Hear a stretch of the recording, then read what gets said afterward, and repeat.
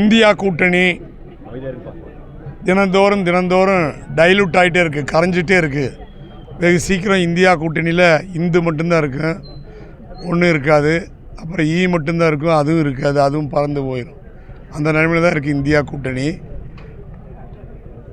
அடுத்தபடியாக எடப்பாடியார் அவர்கள் தேர்தலில் எந்த வாக்குறுதி கொடுத்தாலும் அதை நிறைவேற்றுவதற்கு பின்பலமாக நிச்சயமாக மத்திய அரசு இருக்கும். மத்திய அரசோடு நல்லுறவு கொண்டு ஒரே ஆண்டிலே 11 மருத்துவக் கல்லூரிகளை கொண்டு வந்ததைப் போல எடப்பாடியார் அவர்கள் திட்டமிட்டு எந்த வாக்குறுதிகளை சொன்னாலும் அந்த வாக்குறுதிகளை நிறைவேற்றுவதற்கு மோடி அவர்கள் துணை நிற்பார். வரக்கூடிய எலெக்ஷனில் அதாவது நம்ம கொங்கு மண்டலத்தில் பிஜேபிக்கு அதிக சீட்டு ஒதுக்குறதா பேசப்படுறதா எப்படின்னா இதெல்லாம் மேலிட விவகாரம். அதை பற்றியெல்லாம் பொதுச் செயலாளர் கருத்து சொல்ல முடியும்.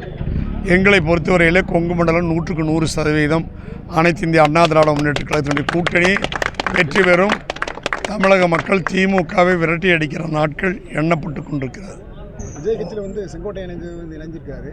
இது அதிமுக ஒரு பெரிய பின்னடைவு எதிர்பார்க்குறாங்கம்மா.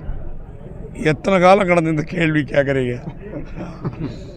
அவரே போன இடத்துல எடுத்து நொந்துட்டுருக்காரு, இப்போ போய் இதை கேட்குறீங்க.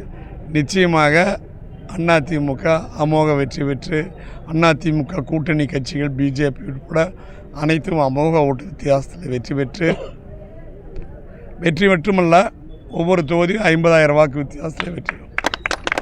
தாராளமாக தமிழகம் மீண்டும் தலை நிமிரும். எடப்பாடியார் தான் அடுத்த முதலமைச்சர். 210 தொகுதிகளுக்கு மேலே அதிமுக கூட்டணி வெல்லும்.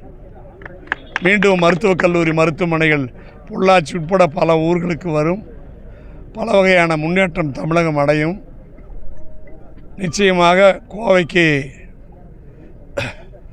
மெட்ரோ ரயில் திட்டம் எடப்பாடியார் முதலமைச்சரான உடனே ஒரு ஆண்டிலேயே தொடங்கப்படும். அதே மாதிரி கல் இறக்க அனுமதி கிடைக்குமா? கல் இறக்கிறது விவசாயிகள் அனுமதி கிடைக்குமா? அதெல்லாம் கொள்கை முடிவு பொதுச் செயலாளர் சொல்லுவார்.